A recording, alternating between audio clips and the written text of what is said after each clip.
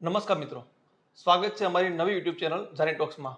હું મહેશ જાની તમારું સ્વાગત કરું છું. આજે અમારી સમક્ષ ઉપસ્થિત છે ગુજરાત રાજ્યના અગ્રણી નેતા, પાટીદાર સમાજનું ગૌરવ, 3 ટર્મ ધારાસભ્ય રહી ચૂકેલા વલ્લભભાઈ ગોબરભાઈ કાકડિયા. તો સાહેબ, અમારી ચેનલમાં તમારું સ્વાગત છે. Thank you. બરાબર સાહેબ, તમારી યાત્રા વિશે મેં જાણ્યું રાજનીતિની, તો મને ઘણા લોકો પાસે ઘણી ઘણી વસ્તુ શીખવા અને જાણવા મળી. તમારી યાત્રા અમરેલીથી લઈ અમદાવાદ સુધી કાર્યરત છે. સૌપ્રથમ આપણે શરૂઆત કરીએ તો સાહેબ મને કહો કે 250 કિલોમીટર દૂર આવેલા અમરેલીથી તમારે અમદાવાદમાં કઈ રીતે આવવાનું થયું? અમરેલીમાં વતનમાં મારું જરખિયા ગામ એટલે લાઠી તાલુકો. જી સર. જરાક જરખિયા વતનમાં ખેતી કામ કરતા હતા. એટલે એ વખતની વાટ જે હતી 1964-65, ઓકે. ત્યારે અગાઉ દુષ્કાળો પણ પડતા હતા, ખેતીની જમીનો ટૂંકી થતી હોય, એ હિસાબે લોકો સુરતની વાટે ઘણા નીકળ્યા. એટલે એમને અમદાવાદમાં અમારા એક સંબંધી હતા, તો એ આવતા હતા. તો ફાધરની ઈચ્છા હતી કે ભાઈ અમદાવાદમાં જઈએ.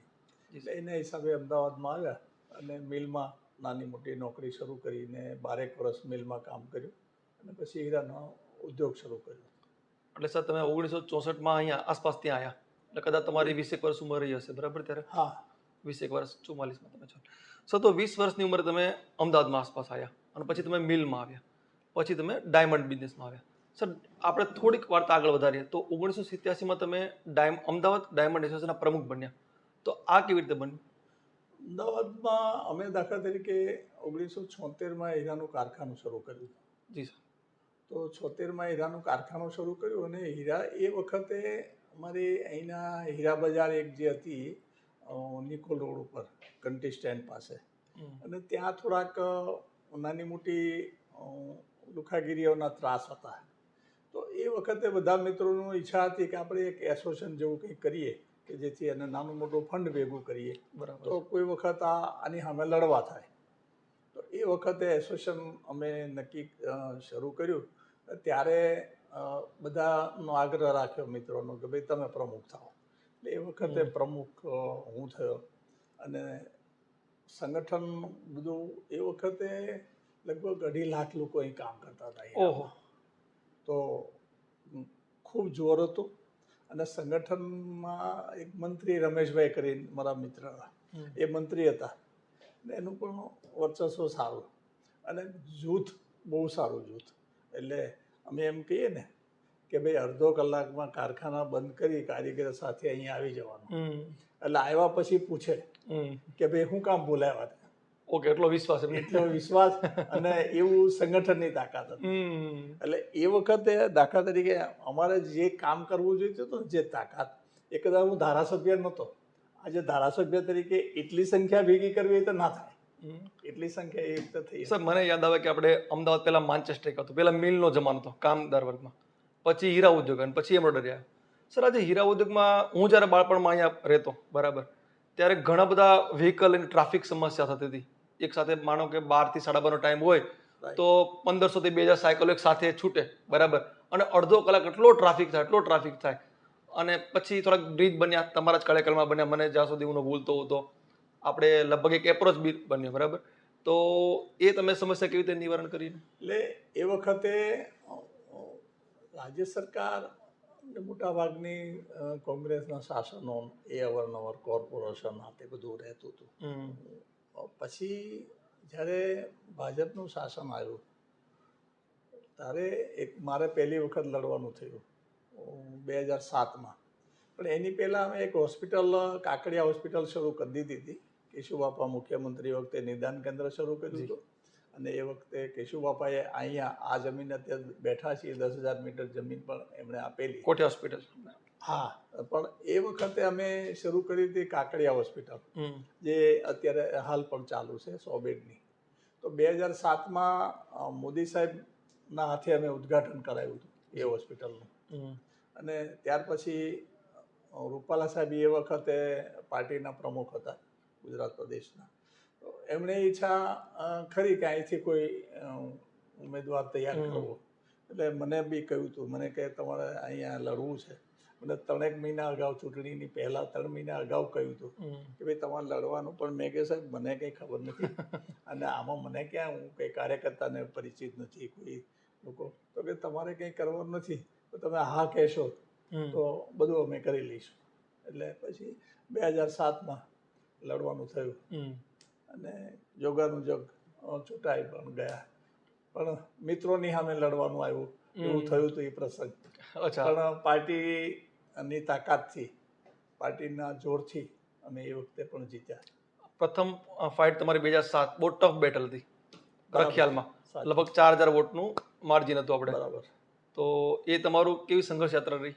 એટલે એ ટફ હતી, પરંતુ એક તો પાર્ટીનું જોર અને અમારું સંગઠન ડાયમંડ એસોસિએશનની જે તાકાત હતી, એનું જૂથ હતું, એને હિસાબે એ વખતે જીત્યા. પરંતુ ખાસ તો કહી શકીએ કે મોદી સાહેબ મુખ્યમંત્રી, રૂપાલા સાહેબ પ્રમુખ, એટલે પાર્ટીનો દબદબો પણ એ વખતથી સારો હતો. એના હિસાબે અમે ટફ હતી ફાઇટ, પણ એ વખતે પણ સારી રીતે જીત્યા. સર થોડા આપણે પાછા કહાનીમાં જઈએ પાછા, તો ડાયમંડ એસોસિએશનમાં તમે જોડેલા હતા. સમય અંતરે ડાયમંડમાં જે પેલા તેજી હતી, જે થોડાક અંતર બાદ મંદીમાં કન્વર્ટ થઈ, શું લાગે ડાયમંડ ઉદ્યોગ કેમ પાછળ રહી ગયો? ડાયમંડમાં તેજી હતી. ડાયમંડ એક ઉદ્યોગ એવો વસ્તુ છે કે એમાં અવારનવાર મંદી બી આવે છે, મંદી એવી આવે કે હવે ધંધો હાલશે જ નહીં, અને પાછી તેજી એવી આવે કે હવે આ કોઈથી ધંધો બંધ નહીં થાય. એટલે એમાં જે લોકો ધંધો કરી રહ્યા છે રનિંગ, એ સારી રીતે ટકી જ રહ્યા છે. અને ડાયમંડનો બિઝનેસ છે ને, રાજા બિઝનેસ એને કહી શકીએ, કારણ કે એમાં કોઈના રો મટીરિયલ્સને કોઈના ઉપર આધારિત નથી, એ બહારથી આવે છે. અને હવે તો પાછું હીરા અહીંયા જ ઉગવા મળ્યા છે, સિન્થેટિક રો મટીરિયલ અહીંયા જ તૈયાર થાય અને માલ વેચાય છે આખું બહાર ફોરેનમાં, આખું નાણું આવે પરદેશથી, એટલે વધારાના પૈસા જ બહારથી જ આવે, કોઈ અહીંથી કપાઈને જાય એવું નથી. એટલે સારામાં સારો ધંધો ડાયમંડનો બિઝનેસ છે, જે લોકો કરે છે સારી રીતે કરી જ રહ્યા છે. અને રોજગારી આપવામાં તમે જુઓ, ખેતી પછી બીજા નંબરની રોજગારી આપનારો બિઝનેસ હોય તો ડાયમંડ ઉદ્યોગ છે. અને આજે તમે ડાયમંડમાં જે લોકો છે, બધાને બધા દાન આપનારા લોકો જે છે એ લોકો છે. સર ગાંધીનગરમાં મારે ચર્ચા થઈ ત્યારે મારે વાત થઈ કે હું તમારો ઇન્ટરવ્યૂ માટે આવવાનું છું.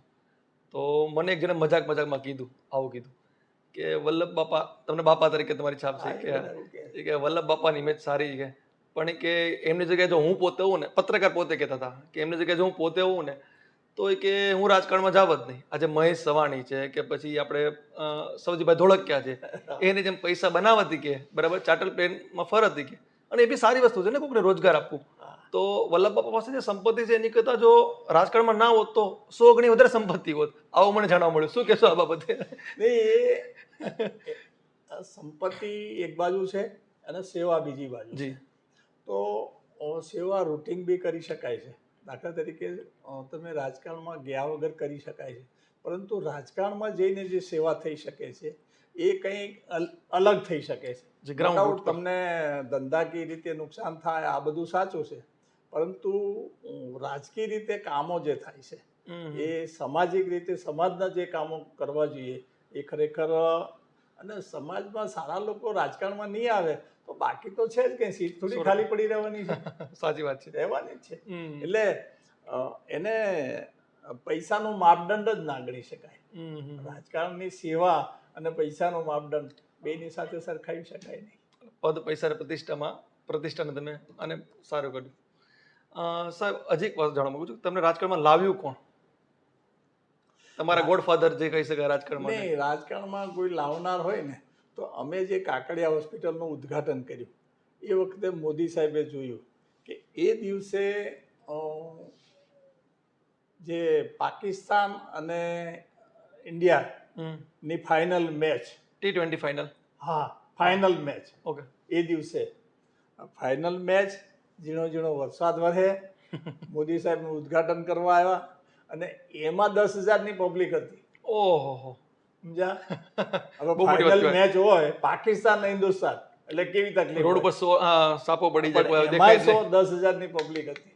એટલે મોદી સાહેબ ગુરુ એમ કહી શકીએ, ને રૂપાલા સાહેબ પણ એ વખતે પ્રમુખ હતા પાર્ટીના. હા, એ બંનેની ઈચ્છાથી રાજકારણમાં આવવાનું. અત્યારે CR પાટીલ સાહેબ છે એમની જગ્યાએ પહેલા રૂપાલા રૂપાલા સાહેબ હતા. સર સૌપ્રથમ મોદી સાથે તમારી ક્યારે મુલાકાત થઈ? સૌપ્રથમ મોદી સાહેબ મુખ્યમંત્રી નહોતા અચ્છા, અને અમરેલીમાં એક કાર્યક્રમ હતો. ઓકે. અમરેલીમાં કાર્યક્રમ હતો.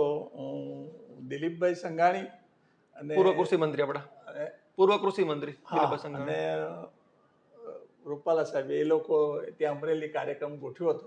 અચ્છા. અને એ વખતે મને દિલીપભાઈની સાથેના એક ત્યાં સંસ્થા જે છે છાત્રાલય, એ સંસ્થામાં હું ટ્રસ્ટી છું અમરેલીમાં. તો દિલીપભાઈએ પણ મને આમંત્રણ આપેલું અને એ લાઈનમાં જે આગેવાનો બેસે એ લાઈનમાં મને બેસાડેલો સાથે. પણ એ વખતે મોદી સાહેબ સાથે પહેલી મુલાકાત કહી શકીએ. અચ્છા, ત્યારે સાહેબ લગભગ આપણે RSSમાં પ્રચારક કે પ્રભારી તરીકે હશે. એટલે એમ ક્યારેક આમ જોયા હોય, પણ જનરલી રીતે કોઈ વ્યક્તિગત પરિચિત મળવાનું ને એટલું બધું બહુ નહોતું. અચ્છા, પછી લેટર ઓન થયું. બરાબર છે. સર પછી 2012 આવતા પહેલા હું 2008ની ચર્ચા કરવા માંગુ છું કે આપણે અહીંયા 2008માં ઠક્કર બાપાનગર સીટ નવા ડિલિમિટેશન એટલે કે નવા પરિસીમન બાદ અસ્તિત્વમાં આવી. આપણે જે નિકોલ, નરોડા અને બાપુનગરનો સીટનો થોડોક ભાગ કરી ઠક્કર બાપાનગર સીટ આવી અને 2012માં તમને પ્રથમ ટિકિટ ત્યાંથી મળી. ઠક્કર બાપાનગર જેમાં મજૂર વર્ગ ખાસ આવે છે. મજૂર એટલે કામદાર વર્ગ, આપણે જેમ કે આપણે હીરા ઉદ્યોગ, થોડાક જૂના આપણે મિલના કર્મચારીઓ. બરાબર. તો ઘણા લોકોની સમસ્યા એવી હતી કે જે મકાને રહેતા હતા એ ઇલીગલ કન્સ્ટ્રક્શન હતા, તો એને લીગલ કરવાનું તમે અભિયાન ઉઠાડ્યું. શું કહેશો? એમાં એ વખતે મોદી સાહેબ મુખ્યમંત્રી હતા ને, એટલે એ શું કરતા કે વિધાનસભા સમજો ચાલુ હોય જી, એટલે જિલ્લાના ધારાસભ્યોને બેસાડે. જિલ્લાના ધારાસભ્યોને બેસાડી ને પૂછે કે સાહેબ, બે અધિકારી ત્યાં મોદી સાહેબ પૂછે અને એને જે જવાબ આપે એ બે અધિકારી બેસીને નોંધ કરતા હોય. એટલે એક એક આમ 1 to 1 શરૂ કરે. કોર્પોરેટ સ્ટાઇલ મોદી સાહેબ. મોદી સાહેબ કે બોલો ભાઈ, તમારા એરિયામાં તમે શું કામ કર્યું, એવું પૂછે. એટલે પછી અમે હવે આકસ્મિક એવું લખીને તો ગયા ન હોય, એટલે કહીએ કે સારું સાહેબ, અમારે ત્યાં આ થયું, આ થયું, આટલું આટલું આવું કર્યું છે, આવું આવું કર્યું છે. એટલે પછી એ બી સાથે સાથે એ બી કે તમારે જે તમે કરવા ધારતા હોય અને કોઈ કામ ના થતું હોય, એટલે બીજા રાઉન્ડમાં પછી એક રાઉન્ડ પતી ગયો, એટલે પછી બીજો રાઉન્ડ લીધો. બીજા રાઉન્ડમાં એમણે એક એવું કીધું કે ભાઈ, તમે તમારા એરિયાની અંદર કોઈ એવું કામ હોય કે જે કરવા જેવું હોય અને ના થતું હોય, ઓકે, ના જનરલ પબ્લિકને લાભ થાય એવું હોય, તો એવું કોઈ કહી શકે છે. બરાબર. એટલે મારો વારો આવ્યો એટલે મેં કહ્યું સાહેબ, મારા એરિયા જે છે એ આખો ગેરકાયદેસર બાંધકામ એરિયા છે. નારોલથી નરોડા સુધીનો એરિયા 16 કિલોમીટર પટ્ટો છે આપણો. હા, એ આખો બધું ગેરકાયદેસર બાંધકામ ને એમાં 80% બાંધકામ ગેરકાયદેસર. 80% ગેરકાયદેસર બાંધકામ. તો મોદી સાહેબનું રિએક્શન શું? એટલે મોદી સાહેબ કોઈ બોલતો હોય તો વચ્ચે ના બોલે. એટલે મેં 80% કીધું. એટલે મને કે 80% ગેરકાયદેસર. મેં કે સાહેબ, વચ્ચે મણિનગર આવે છે, નહીં તો મારા ના તો 98% ગેરકાયદેસર. મણિનગર સાહેબનો પૂરો વિસ્તાર આપણે ધારાસભ્ય હતા. એટલે મણિનગર સારો વિસ્તાર આવે. ઓકે. એટલે ભેગું લઈ લઈએ તો મારું કામ પતે ને. અને મણિનગરમાં સાહેબનો વિશેષ પ્રેમ, કારણ કે ત્યાંથી ધારાસભ્ય રહેલા એટલે એવું કે. એટલે એ વખતે સાહેબે તરત જ કોઈ એનો રિવ્યુ ના આપે. જી, પણ એને જોઈ લીધું હોય કે ભાઈ આમાં જનરલ પબ્લિકને લાભ થાય એવું છે, તો અધિકારીઓને બેસાડીને પછી એ વખતે મહેસૂલ મંત્રી હતા કૌશિક પટેલ, આનંદીબેન, પછી નીતિનભાઈ શહેરી વિકાસ અને નાણામંત્રી તરીકે વજુભાઈ વાળા, આ લોકો બેસી અને પહેલાં વિધાનસભામાં નક્કી કરી નાખ્યું કે ભાઈ આપણે ગેરકાયદેસર બાંધકામને કાયદેસર કરવું. પછી આ મિટિંગમાં જે મારા વિસ્તારમાં વધારે ગેરકાયદેસર અને સુરતમાં નાનુભાઈ વાનાણી એ વખતે ધારાસભ્ય હતા, એને ત્યાં ગેરકાયદેસર. એટલે અમને બેને બેહાડ્યા હતા. એટલે અધિકારીઓ એવું કહેતા હતા કે ભાઈ આ કેવી રીતે થાય, આપણી કોઈ મિલકતો છે નહીં અને કાયદેસર કરી દેવાનું. થાય કેવી રીતે? તો પછી નીતિનભાઈ અને આનંદીબેન કહ્યું કે ભાઈ કરવાનું છે, બેન કડક. એ તમારે નક્કી કરો કે આ ના થાય એવું નહીં. અમે વિધાનસભામાં કહી દીધું છે કે ભાઈ અમે આ કરીશું એમ, એટલે નક્કી કરો. એટલે એ વખતે ઉપર દળ નક્કી થાય એમ કે ઓકે. જમીન કે આપણા નામ માલિકીની છે નહીં, તો જમીન કાયદેસર ના થાય તો સારું. એટલે એ વખતે કોઈ કોર્ટમાં લડતું હતું, એટલે ગેરકાયદેસર બાંધકામ હટાવો. એટલે ગેરકાયદેસર બાંધકામ હટાવો એટલે કોર્ટ તો એવું કહે નહીં કે ભાઈ ગેરકાયદેસર છે તો લોકો રહે છે, ગરીબ માણસો છે તો ભલે રહેવા દો, એવું તો એને તો કાનૂન છે. એટલે એ વખતે ઘણા મકાનોમાં સીલો માર્યા હતા. અમારા હીરાના કારખાના ઉપર પણ સીલો માર્યા હતા. કારખાના ચાલુ 5-5 માળની બિલ્ડિંગ હોય, સીલ માર્યા હતા. કારખાના તો અમારે ચલાવવા પડે, એટલે આ બારણે નહીં તો પેલા બારણેથી ચલાવતા હતા. ચલાવવું તો પડે એવું સરકારમાં કહી દીધું હતું કે સાહેબ આ સીલ આવ્યા છે કોર્ટમાંથી, કોર્પોરેશન, પણ અમે આ બારણે બીજા બારણેથી ચલાવીએ છીએ. રોટલી વગર ના ચાલે કોઈ. રોજગારી તો ચાલુ રહેવી જ જોઈએ, 100%. નહીં તો તોફાન થાય. એટલે એ કડક થયા એટલે સારું અધિકારીઓ કહ્યું ઉપરદળ થઈ જશે. એટલે ઉપરદળ જે ઇમ્પેક્ટ ફીનો કાયદો લાવી જે પૈસા ભર્યા એટલે કાયદેસર બધી થઈ ગઈ. બહુ સારો કિસ્સો કીધો સાહેબે. સાહેબ આપણે પછી 1819 જે લેન્ડ રેવન્યુ એક્ટ છે એમાં ચેન્જ કર્યો, બરાબર? અને પછી આપણે જ્યાં ગેરકાયદેસર ને કાયદેસર કર્યા. તો જે મિત્રોને ખબર નથી એમને થોડુંક જનરલ નોલેજ માટે કહી દઉં કે સાહેબ જે વાત કરે છે સૂચિત સોસાયટીની વાત કરે છે. લગભગ 199 આવી સોસાયટી હતી અને સાહેબના કાર્યકાળમાં ઘણી બધી સોસાયટી, લગભગ સાહેબ 10-12 બાકી રહ્યું તો ખબર નહીં મને, 25-30 બાકી હશે. બાકી બધી સોસાયટીને ગેરકાયદેસરમાંથી કાયદેસર થઈ ગઈ છે. હવે આમાં તકલીફ એવી લોકોને પડતી, લગભગ મને ખબર ત્યાં સુધી સાહેબ, કે લોકોને લોન પણ નહોતી મળતી લાખ રૂપિયાની. લોકો 10-20 સ્ટેમ્પ ઉપર કરોડના મકાનની લે વેચ કરતા હતા. તો સાહેબના કાર્યકાળમાં આ સારી યોજના મળી લોકોને. સાહેબ કેવી રીતે થયું એ પણ કેસ હતો, કારણ કે એમાં વિજયભાઈ રૂપાણી મુખ્યમંત્રી, અને વિજયભાઈ એ વખતે જ્યારે આ ઇમ્પેક્ટ ફીનો કાયદો આવ્યો ને ત્યારે એ વખતે પાર્ટીના મહામંત્રી હતા. એ વખતે એનું કેવું એવું હતું કે ભાઈ જમીન શું કામ કાયદેસર, બધું કરો ને. તો એ વખતે કૌશિકભાઈ હશે મહેસૂલ મંત્રી, પણ એણે કહ્યું ભાઈ આ ખાલી આટલું થાય એવું છે, કે આનંદીબેન હશે એવું હતું. એટલે પછી વિજયભાઈ મુખ્યમંત્રી થયા તો એણે એક અભિપ્રાય લીધો અધિકારીઓમાં કે ભાઈ હવે આ ઉપર દળ તો આપણે કાયદેસર કર્યું, આ જમીન શું કામ કાયદેસર ના થાય? બરાબર છે. તો એમાં પણ અમને બેહાડ્યા, મને નાનું ભાઈને પાછા પરિવાર પાછા.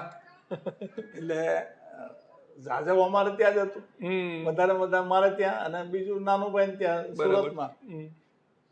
તો અધિકારીઓ એ વખતે કહેતા હતા કે ભાઈ સાહેબ જમીન છે એ બીજાના નામે છે. ઓકે. જમીનમાં જે છે, દાખલા તરીકે જે કોઈ ખેડૂત હતા, 7/12 બધા ખેડૂતોના નામ ચાલે છે. તો ખેડૂતોના નામ ચાલે છે, હવે એને આપણે આના નામે કેવી રીતે આના નામે ચડાવીએ તો પેલા લોકો વિરોધ જ કરે ને, સ્વાભાવિક છે, એ વિરોધ કરે. તો વિજયભાઈ, મને પાક્કું યાદ છે કે વિજયભાઈ એ વખતે એવું કહ્યું કે ભાઈ જેણે એણે 10 રૂપિયા અને 20 રૂપિયા સ્ટેમ્પ ઉપર લખી નાખ્યું, લખી દીધું છે કે આ જમીન અમે તમને આપીએ છીએ. એ વખતે સીલિંગ એક્ટનો કાયદો હતો, કોઈ જમીન વેચી શકતા નહોતા, કોઈને આપી શકતા જ નહોતા. અને એણે લખ્યું છે. હવે એ વિરોધમાં બોલે કીધું કે એ સાહેબ વિરોધમાં જાય તો થાય નહીં, વિરોધમાં જશે તો આપણે પાસમ ગાલી દઈશું. વિજયભાઈ આ શબ્દો બોલે, એ જો વાંધો ઉઠાવશે તો પાસામાં નાખી દઈશું. સ્વૈચ્છિક વેચેલી નહીં, એને જમીન વેચી શકતા જ નહોતા. અચ્છા, સીલિંગ એક્ટનો કાયદો હતો. ઓકે. એ જમીન જ વેચી નહોતા શકતા. આજે એમ કે મારી જમીન છે, આ તો એક તો કાનૂન છે કે 12 કે 13 વર્ષ ઉપર રહેતા હોય તો એનું ઘર, એનો હક લાગે, કબજા હક. એ પ્રમાણે 20 વર્ષ ઉપર થઈ ગયા છે. આપણે 20 વર્ષ ઉપરના ના લેતા હતા. તો પછી કે સારું ચાલો થઈ જશે. પણ પછી મુદ્દો આવ્યો કે કેટલા પૈસા લેવા. એક મકાન દીઠ રકમ કેટલી લેવી, તો એ રાજકોટનો અભ્યાસ કર્યો હતો કે કોકો સોસાયટીઓ, કે દાખલા તરીકે રાજકોટમાં 100 સોસાયટી છે, એ સોસાયટીમાં મકાન અત્યારે કેટલામાં વેચાય છે, કે ભાઈ 50 લાખમાં મકાન વેચાય છે, 60 લાખમાં મકાન વેચાય છે, 60-70 લાખ કરોડ સુધીના મકાન વેચાતા હતા ગેરકાયદેસરમાં પણ. તો એ લોકો કે 10 લાખ કાયદેસર કરવું હોય તો 10 લાખ રૂપિયા તો ભરે ને અધિકારીઓ કે. તો બધા પૂછે ભરે? એક સાહેબ ના ભરે. તો નાનુભાઈ મેં સમજ મેં કે આ પૈસા નો ભરે હો, ભલે આપણે જાશું જાવું તો આપણે બજારમાં. તો કે કેટલા થાય? એક સાહેબ પૈસા જો એટલા 5 લાખ ભરવાના હોય મકાનના, તો ભાઈ ખેડૂત જેના નામની જમીન છે એને અમે કહી દઈએ તો એ દસ્તાવેજ થઈ જાય. તો કઈ તો ના કરી શકે, હવે કરી શકે? તો અધિકારીઓ કે ના કરી, કે ના. મેં કે જો મારી સોસાયટી અમદાવાદમાં વાડીલાલ પાર્ક જ્યાં હું રહું છું એ થઈ ગઈ છે આજે. ઓકે, દાખલો દીધો અમારી સોસાયટીનો. એટલા માટે કે અમારે ત્યાં જે જમીન માલિક હતા એ જમીન માલિકને અમે બોલાવ્યા. અમે રહેતા હતા વર્ષોથી, કોન્ટ્રાક્ટર તો અમને આપીને જતા રહેતા. જમીન માલિકના 1.5 લાખ રૂપિયા બાકી મૂક્યા હતા કોન્ટ્રાક્ટર એ વખતે. એ બે દસ્તાવેજ થાય તો પછી દેવું, દસ્તાવેજ તો થવાના નહોતા. એટલે કોન્ટ્રાક્ટરને અમે બોલાવ્યા ને કહ્યું ભાઈ તમે અમને તમને પૈસા આપી દઈએ, તમે અમને આ જમીનને એને કરી દો, એને એમાં મૂકી દો, અને પછી આ ઇમ્પેક્ટ ફીનો કાયદો તો હતો જ, એટલે એને થાય એટલે પછી દસ્તાવેજ થઈ જાય. બરાબર છે. એટલે ખેડૂત સારા માણસ, એકદમ સજ્જન, એને અમે એના 1.5 લાખ આપી દીધા, આખી સોસાયટી એને એમાં મૂકી. બરાબર. એટલે બાંધકામ સાથેનું એને દંડ કરીને એને થઈ શકે, એ એને થઈ ગયું. એટલે દસ્તાવેજ થઈ ગયા, સીધા સીધા ખેડૂતો વ્યક્તિગત નામે દસ્તાવેજ કરી દીધા. એક્ઝામ્પલ ભરાઈ ગયેલી હતી, દાખલો આપ્યો. તો કે ભાઈ એવું થાય જ નહીં. મેં પૂછો, આ અમદાવાદ શહેરમાં થયું છે, કલેક્ટર બેઠા હતા, એને કીધું હા સાહેબ. એક એક્ઝામ્પલ તો છે તમારી પાસે. બરાબર છે. એટલે હલવાના પૈસા કેટલા ભરવાય, તો કેટલા પૈસા લેવા, 2 લાખ, 1.5 લાખ, 2.5 લાખ મકાન દીઠ. પછી નક્કી કર્યું ભાઈ આપણે જે સ્ટેમ્પ ડ્યુટી થાય છે જી, એ સ્ટેમ્પ ડ્યુટી લેવી. બસ અમે આવું કીધું, સમજ્યા? કે સ્ટેમ્પ ડ્યુટી લઈને કરી દેવાનું, બીજું શું કરવાનું, આપણે એટલી મળવાની છે ને.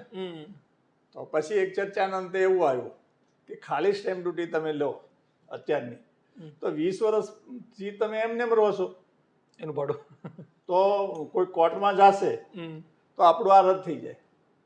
તો દંડ થોડોક લેવો જોઈએ. એટલે સ્ટેમ્પ ડ્યુટી ધારો કે આપણી 6% હતી તો 6 ને ડબલ સ્ટેમ્પ ડ્યુટી લેવી. એમાં અમે બી સંમતિ આપી.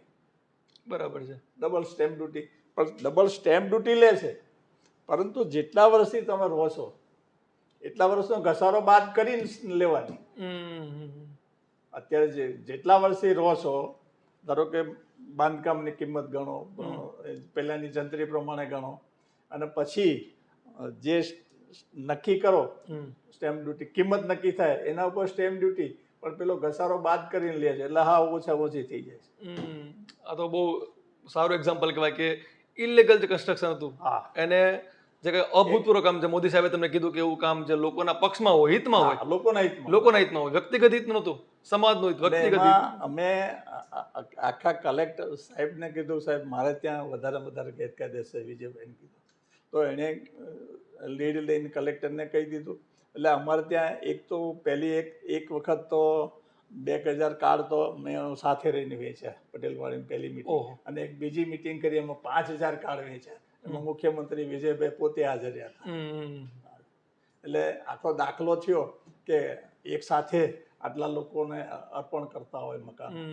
હજી રહ્યા છે થોડા, કારણ કે વધારે અમારે ત્યાં 199 સોસાયટીઓ, એમાં થોડીક રહી ગઈ છે, ચાલે છે કામગીરી, પતી જશે. તો મોટા ભાગનું કામ પૂરું થઈ ગયું. અને આજે પણ કોઈ વ્યક્તિને માનો કે લોન લેવી હોય, સપોઝ ઘણા મકાન ત્યાર પછી લોનો લીધી, ઘણાને અહીંથી વેચીને આમ જવું હતું, એને સારા પૈસા મળવા મળ્યા, અને રહેવું છે એને સારી રીતે રહી શકે છે, પોતાના નામે થઈ ગયા. એક સુરક્ષા મળી કહેવાય લોકોને. બરાબર. સાહેબ 2012 થી તમે પરિવહન મંત્રી પણ રહ્યા હતા, બરાબર?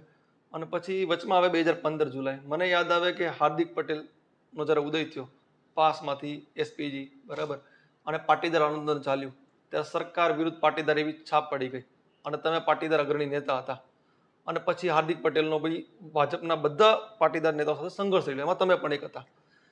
2017નું જ્યારે ઇલેક્શન આવે છે ત્યારે લોકોને એવું લાગે છે કે ઠક્કર બાપાનગર સીટ જે ભાજપનો ગઢ છે એમાં ભાજપ કદાચ હારી શકે છે. કારણ કે એના 3 કારણો છે. 3 કારણોમાં પ્રથમ કારણ છે હાર્દિક પટેલ, બીજું કારણ છે અલ્પેશ ઠાકોર અને ત્રીજું કારણ છે જિગ્નેશ મેવાણી. શું તમને થોડોક પણ ડર હતો કે 2017માં કદાચ હારી શકે છે?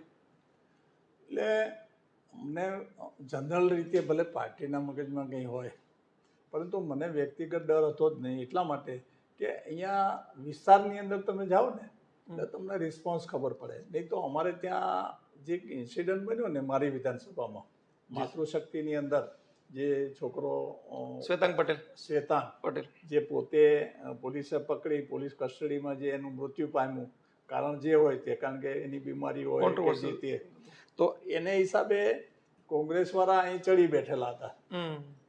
પાસના નેતાને પણ ટિકિટ એમાં પણ કોંગ્રેસના નેતાઓ, હાઈકોર્ટના નેતા હોય એ બધા અહીંયા લાગી ગયા હતા. પછી ટિકિટ મારી સામે પણ એને મળી હતી. માંગુ કે સાહેબ મળતી, જે હાર્દિક પટેલ સાહેબના જે આપણે વકીલ હતા, એડવોકેટ હતા. હા, બાબુ. એટલે એને લીડ લીધેલી એટલે પછી પાર્ટીને એમ થયું કોંગ્રેસને કે ભાઈ એને ટિકિટ આપશો તો જીતી જશે ફલાણું દીકરું.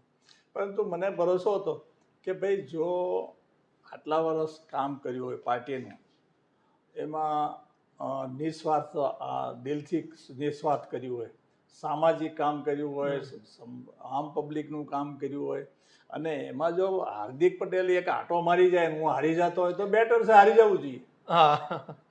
પબ્લિક એવી ગાડી તો છે નહીં કે ભાઈ એક વખત હાર્દિક પટેલ આવી જાય અને 2 રાઉન્ડ મારી જાય અને પછી ત્યાંના ધારાસભ્યને હરાવી દે કામ કર્યું તો. કાં તો અમે કામ નથી કર્યું, કાં તો પ્રજાના દિલમાં છીએ જ નહીં.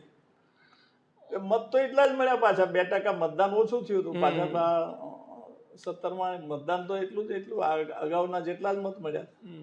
સર 2018 પછી આવે 2019 અને લોકસભા ઇલેક્શન. અમદાવાદ પૂર્વની સીટ પરેશ રાવલ સાહેબે જ્યારે ઇલેક્શન લડવા ના પાડી ત્યારે એવું સાંભળવા મળ્યું કે કદાચ 2 નામ ઉછળે છે. એક છે હતું કેસી પટેલ અને બીજું તમારું નામ હતું સાહેબ. તો શું તમને એવી આશા હતી કે 2019માં તમને કદાચ ટિકિટ મળી શકે? ના, બિલકુલ નહીં. હું તો કંઈ સંસદની લડવાનું કોઈ લાઈનમાં હતો જ નહીં. ઠીક છે કે મીડિયા એની રીતે ચલાવતા હોય, પણ કોઈ મને કંઈ લોકસભા લડવાનો હતો અને એવું તો કોઈ મુદ્દો જ નહોતો, કોઈ અનુસારે બી નહોતો અને આપણે ઈચ્છા પણ એવી કોઈ દર્શાવેલી નહોતી. ટૂંકમાં દિલ્હી જવાની કોઈ ઈચ્છા નહોતી. પાર્ટી પછી એમ કે તમારે લડવાનું છે તો લડી નાખ્યું હતું, એ વાત જુદી છે. પણ કોઈ રૂટિનમાં હું લોકસભાનો સભ્ય થઈ જાય, સાંસદ બની જાય એવું કઈ વિચાર નહોતો. એ તો કોઈ ઈચ્છા મહત્વાકાંક્ષા કોઈ. બરાબર છે. 2022માં ઇલેક્શનમાં તમને શું લાગ્યું? કારણ કે એટલું બધું કોઈ ટફ બેટલ હતી નહીં, કારણ કે CR પાટીલ જેવા કદ્દાવર નેતા છે, મોદી સાહેબ અને અમિત શાહની રણનીતિ હતી. તમને શું લાગ્યું કે 2022નું ઇલેક્શન જેવી રીતે લડાનું અને જેવી રીતે ભાજપને સફળતા મળી, શું એવી જ સફળતા 2024માં લોકસભામાં ભાજપને મળશે ગુજરાતમાં? લોકસભામાં તો 100% મળશે.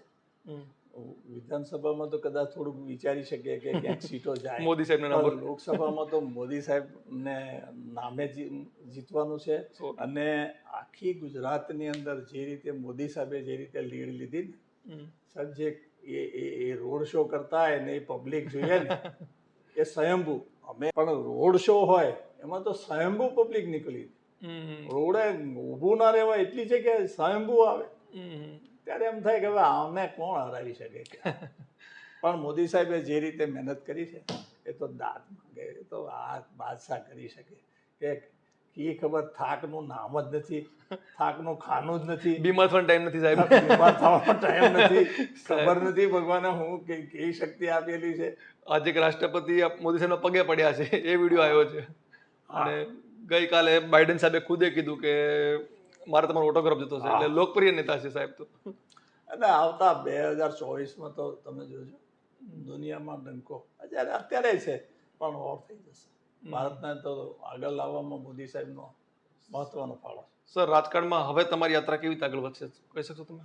રાજકારણમાં તો અત્યારે સેવાના સાધનો, સેવાના કામો ઘણા છે જો ખરેખર રાજકારણમાં રહીને કરી શકાય છે, એ સિવાય કરી શકાય છે, તો 18 વર્ષ ડાયમંડ એસોસિએશનમાં રહીને લોકોનો સહકાર મેળવી અને ત્યાર પછી અત્યારે સામાજિક સંસ્થાઓ હોય, સૌરાષ્ટ્ર પટેલ કેળવણી મંડળ હોય તો એમાં પણ પ્રમુખ છું. કન્યા છાત્રાલય હોય, મોદી સાહેબના હાથે ઉદ્ઘાટન કરાવેલા, એમાં પણ હું ટ્રસ્ટી છું.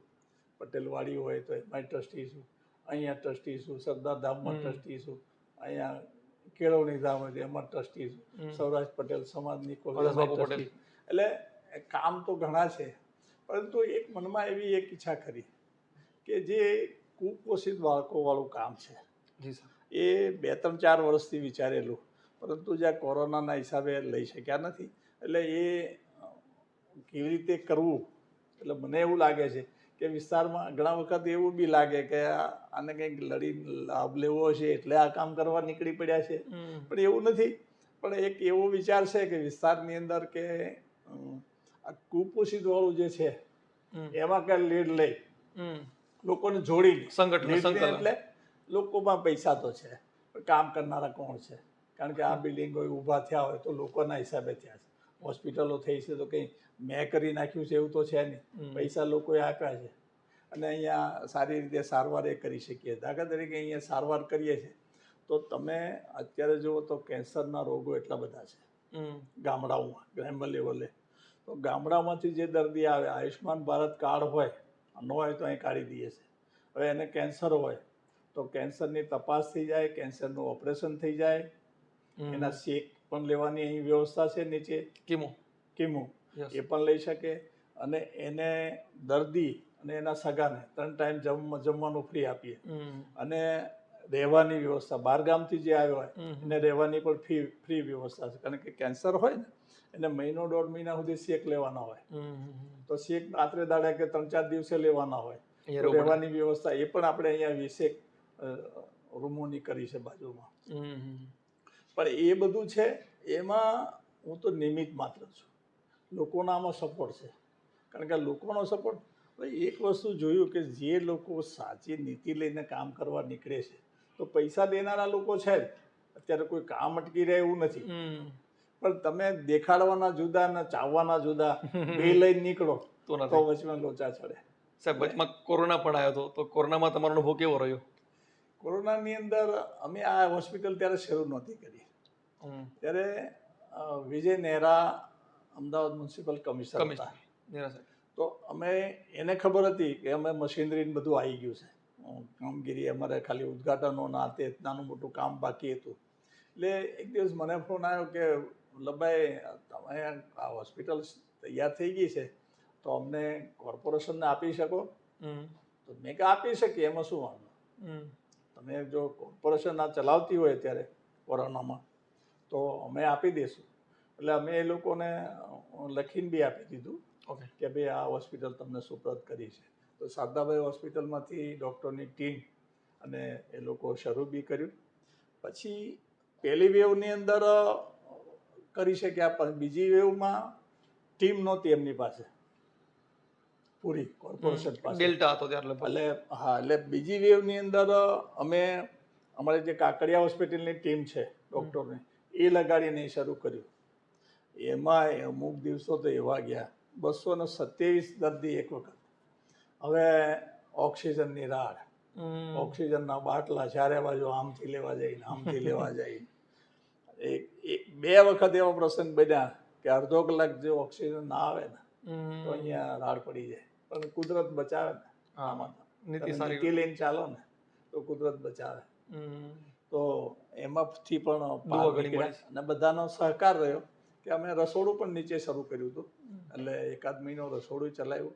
એટલે ટિફિનો ભરી દેતા હતા. ધારો કે રોજના 2000 ટિફિન લોકો લઈને આવે ને તો ટિફિન ભરી દેવાનું. પછી ભલે 4 જણનું, એક 4 જણનું તો 4 જણનું નાખી દેવાનું, 5 હોય તો 5. એક વ્યક્તિને ઉચક હોય તો 10-12 નું આપી દો જરૂર પડે. એટલે એ એમ કે પછી અમુક ચાલીઓવાળા એમ કે ભાઈ અમારે ત્યાં આખી 400 માણસો છે તો એને ભેગું આપી દઈએ 400. ઓહો. તો એવું પણ બધાના સહકારથી એમાં લોકોએ પણ બહુ લીડ લે. અમને તો એમ હતું આ ચાલુ કરશું તો, પણ એમાં તો ઉપરથી પૈસા વધ્યા છે. દેવાવાળા એટલા, કોઈ કે આટલા બટાકા નાખી જાય, કોઈ કે આટલે શાકભાજી નાખીએ. પૈસા એટલે વધે સાહેબ, તમે તો રાજકારણથી પરિચિત છો કે તમારી ભાવના શુદ્ધ છે, બાકી પૈસા જતા રહે. પણ જતા રહે તો એને મળે નહીં ને. હા, એ બરાબર છે. સ્વચ્છ ઇમેજ હોય તો મળે. લોકો સાચું. કામ કરનારા લોકો છે, જો સાચું કામ કરનારા લોકો છે તો અટકી નથી પડતું કામ. જી સર, જી સર. મળી રહે સપોર્ટ તો જોયું. સર 2023માં એક લેટર આવે છે CR પાટીલના અધ્યક્ષતામાં કે તમે ડિસિપ્લિન કમિટીના ચેરમેન છો. તો શું હોય છે આ કમિટીનું કામ, તમે જણાવી શકશો? એટલે જે શિસ્ત સમિતિ અમે કહીએ છીએ જી, ભાષામાં, તો શિસ્ત સમિતિમાં એટલે અમે 7 જણની ટીમ છે, મને ચેરમેન બનાવ્યા. એટલે એમાં જે વિધાનસભાની ચૂંટણી જે થઈ ને એમાં જે નાની મોટી આટલા બધા 156 સીટો આવી,